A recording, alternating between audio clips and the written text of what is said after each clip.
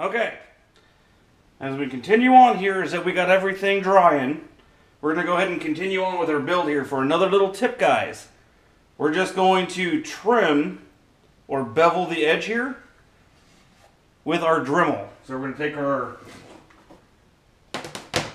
1980s Dremel and we're going to just basically put a 45-degree angle on this. We're going to smooth it out, help it so when it sits down, it's not a hardcore bite. So for this piece, like I said, just take your Dremel with a stone edge or whatever and Dremel along this edge and flatten it out. So you want a 45-degree angle flat up and over so it'll sit down smoother. Alright, welcome back, guys. We've got everything all glued together. All the gluing is done. The major glue jobs are all done, which, as you guys remember, were the tail section here, the center wing portion, and the bomb bays. Those were the big glue jobs. Everything else has been pretty much just bolt on. So, we went ahead, we hooked up our Spectrum 8-channel receiver with the satellite. Got everything all wired in, everything, lowered the gear down. Gear, guys, really nice. They are actually solid rubber.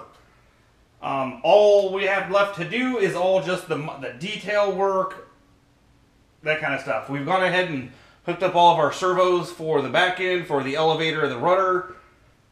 Got everything hooked up, make sure it's all right. And we're now just in the prepping stages of getting all the little fine detail work done. We went ahead and mounted our front 50 cal cannon up here, or 50 cal machine gun up here. And we're going to get ready to start mounting all the other little fine detail stuff.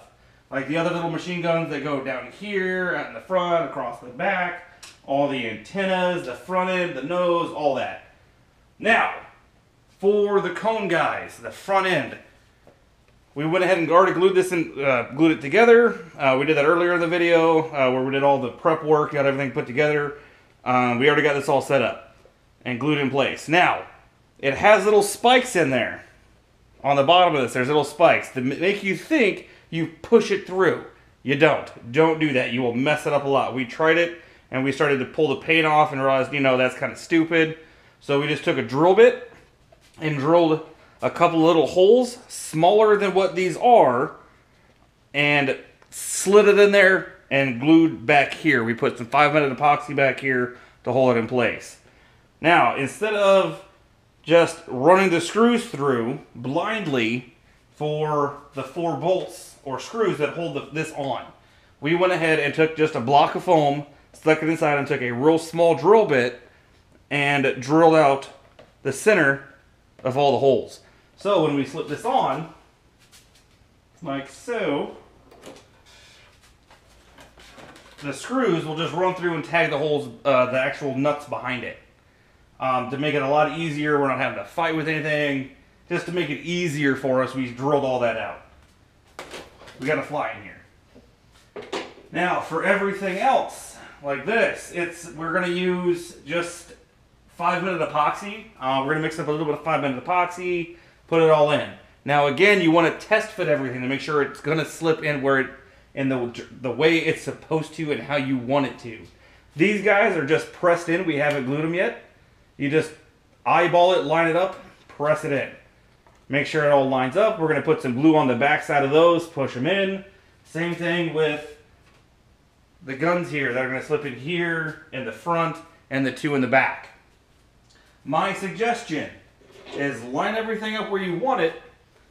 And we found the best one to do this with is a 3/32 drill bit. We literally just did it all by hand. We're going to be doing it by hand. But you just, up here in the front, we already got this one done, so we can kind of show you. Just go in a little ways, roughly what you're going to need to do. You just match them up, just like, all right, there's a tip, and you start going in. Then, so you're not pressing in, meshing up the foam all that much. It's a little easier if you have a guide hole. So, we went ahead and slipped this in there, made sure it's good, moved it around a little bit. So that way when we put the glue back here on the point, guys, when you put the glue on the point and you slip it in, the glue is naturally going to want to push up the sides and want to hold it in. And the glue on the back end is going to help too. So we're going to push it in, spin it around a little bit to make sure it's all mushed in there good. We might pull it out, put a little bit more glue and shove it back in there. And then we're going to clean up around the face of it. We're going to do the same thing for the 4 side cannons and the 2 back cannons. We're going to test fit them and everything before we actually glue them in. Now the 50 cal machine guns, like I did with the ones back here in the back, I put a little bit of that rubber cement that they send with the plane. You get 2 tubes of it. It's kind of a joke. After it's all pushed down, you actually only end up with about that much. Like it's kind of shocking that they only give you that much glue in the container. This one we have not used yet. We just punctured the top and pushed up until it started to come out. Let it go, pulled back in, we capped it. That is exactly how much glue we got in that container. We got 2 of them and they were the exact same, guys. It's kind of embarrassing.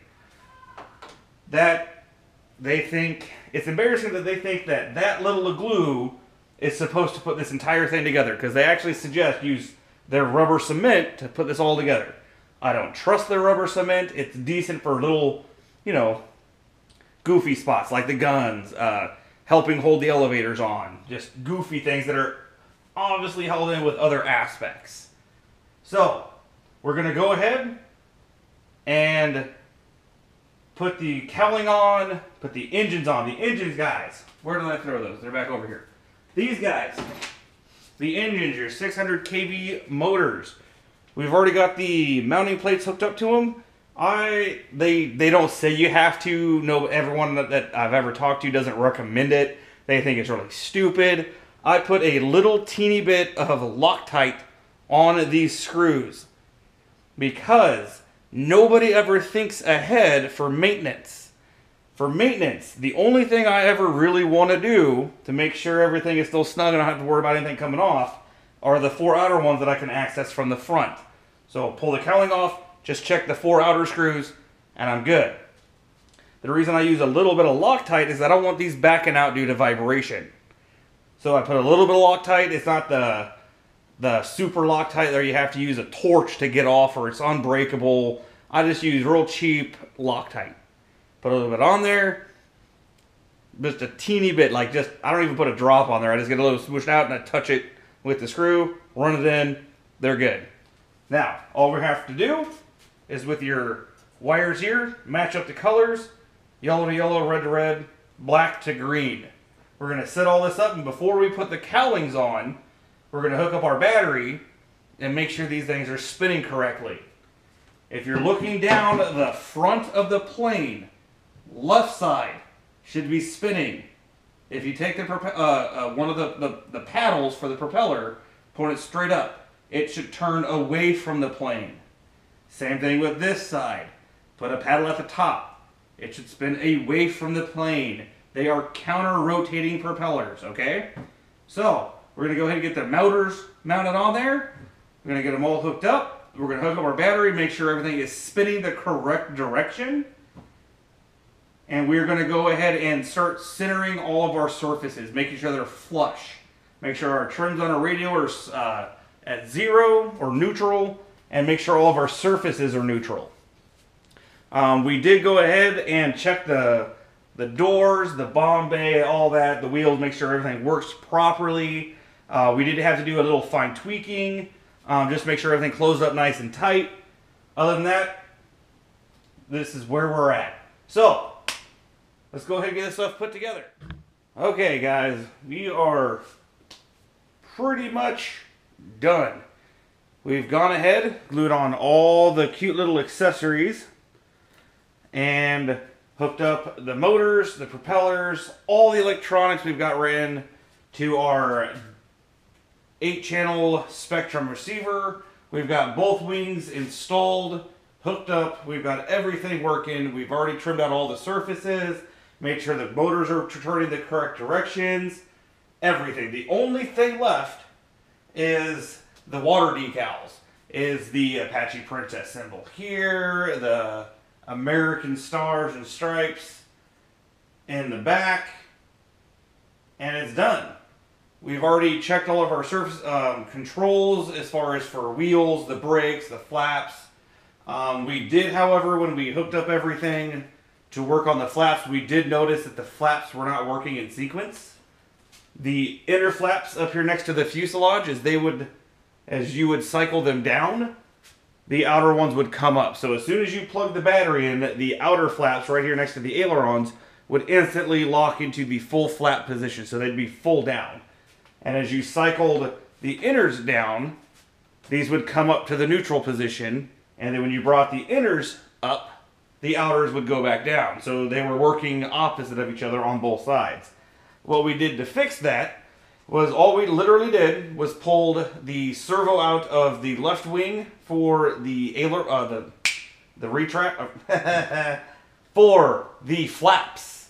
The servo for the left flap moved it to the right side and pulled the one out of the right side, put it in the left side.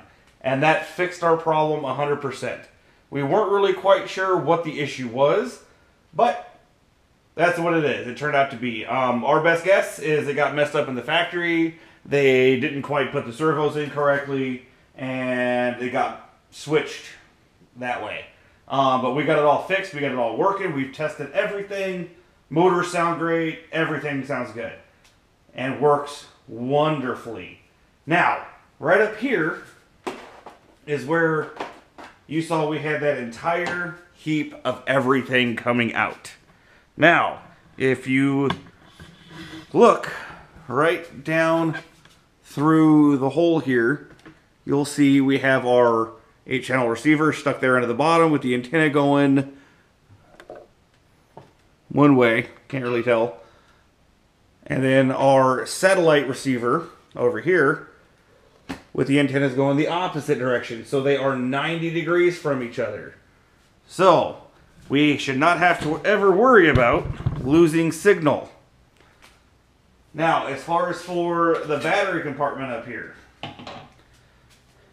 just to show you what we did, just so it looks, the canopy sits down in here better, right here, everyone always talks about cutting this big old trench down in here so the canopy sits in there better. That's all fine and dandy. There's nothing wrong with that. It's just they never really show it before they painted it. So you really can't tell what they're talking about. Here, guys, we have not painted it yet.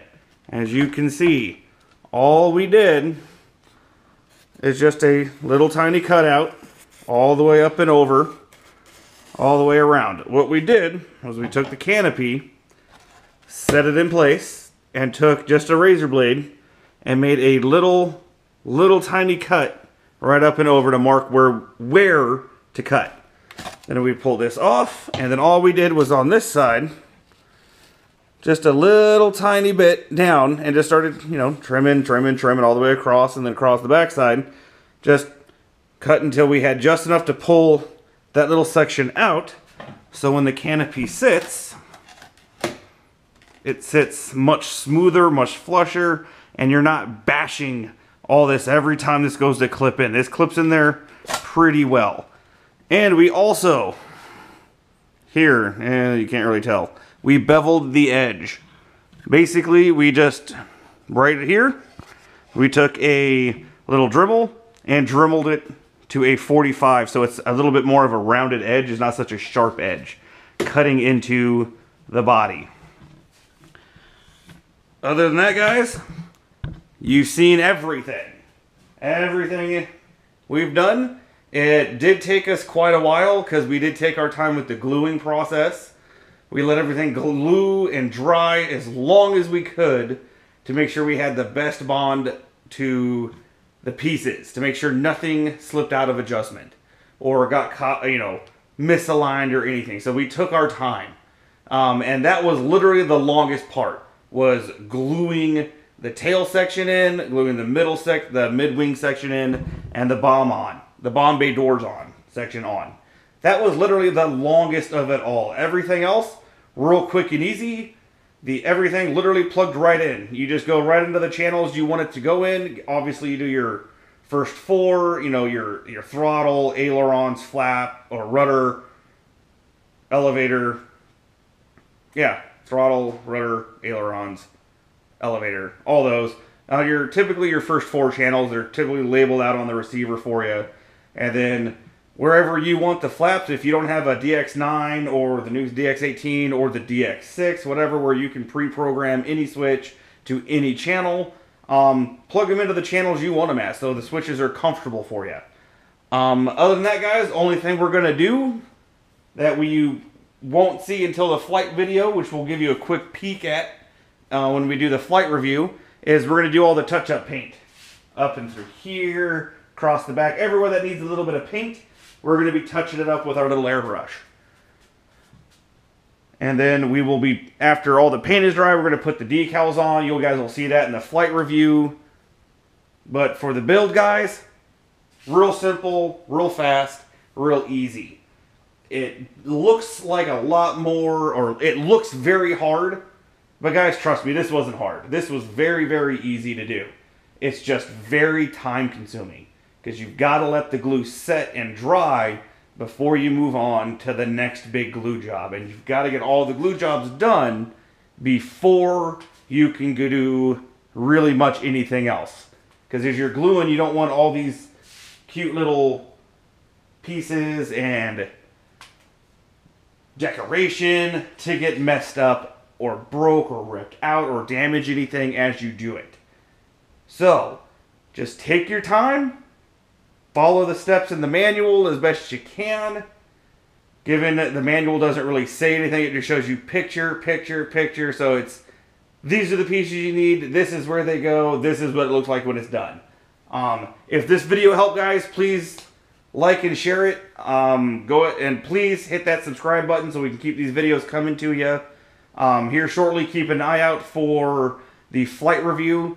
And we will get that up as soon as we can. We're going to go out to an actual RC club airfield where we have an actual runway to do the maiden flight on this one. It's so big, I prefer to run it on an actual runway, where I don't have to worry about trees, light poles, cars, traffic, other people, blah.